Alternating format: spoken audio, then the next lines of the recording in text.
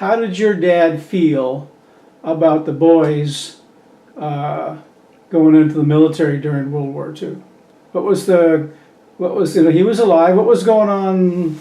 Well, but you see that Abe and George both, I don't know what Cornelius, but Abe and George both went as non-combatants.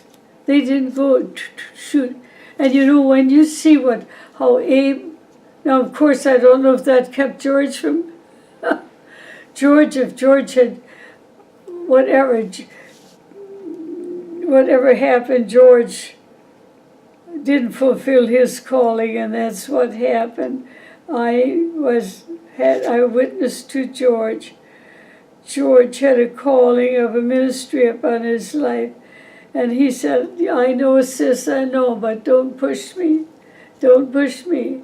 Well, apparently he didn't have the knowledge how to go about doing it, because when this little community was, that small church there was such a poor witness there that towards the end, Abe and George both went enlisted as COs.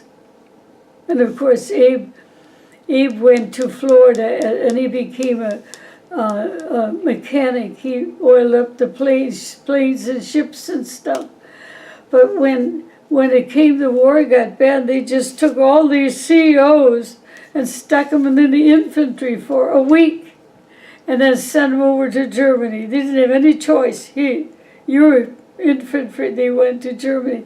But when Abe got to Germany and they found out that Abe spoke German, they made him into an interpreter.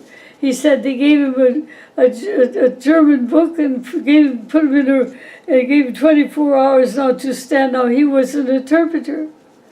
So of course Abe got to be real fluent, and he said there were 5 different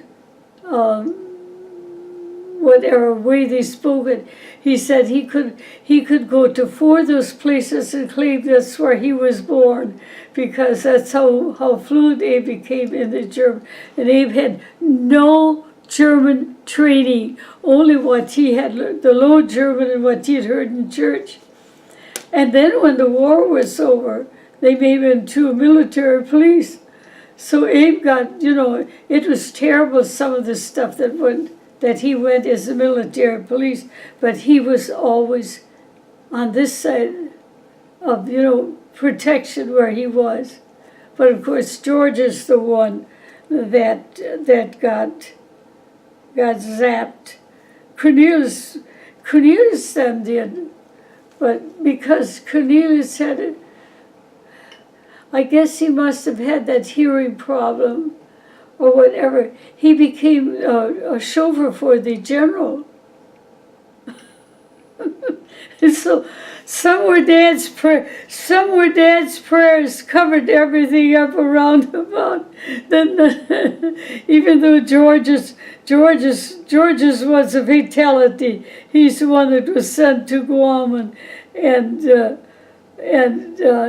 they said he had, what did I say? He had jungle fever, and they said, and I was home when he received the telegram that George was critical. He might not make it.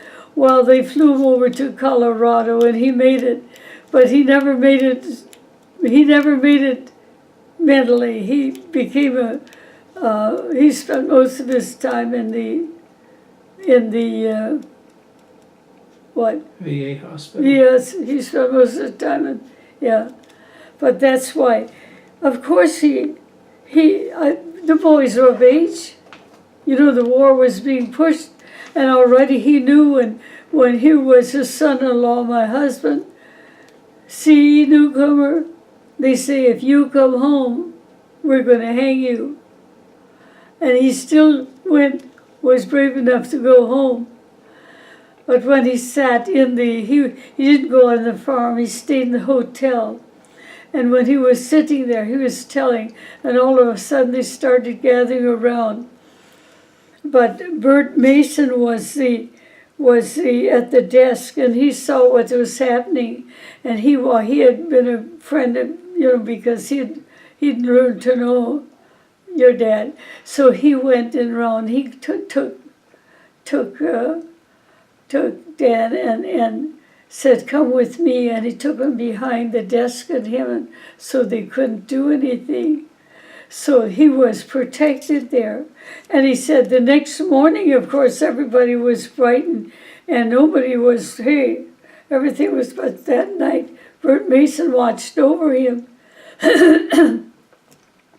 The COs, you read of the old Mennonites in Pennsylvania, what they did to them. And you wondered the other day when you see what made, like when Dan was in Canby, when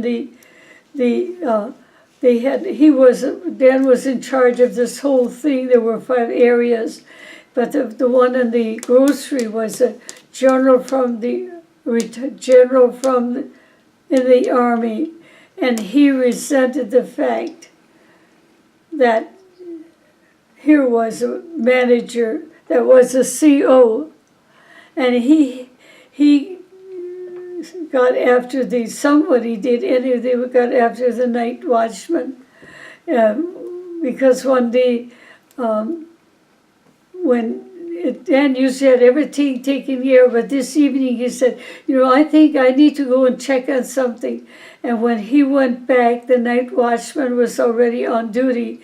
And when he came in, the white night watchman, he says, he held a gun at him. But Dan talked him out of it. He prayed him out of it. And so the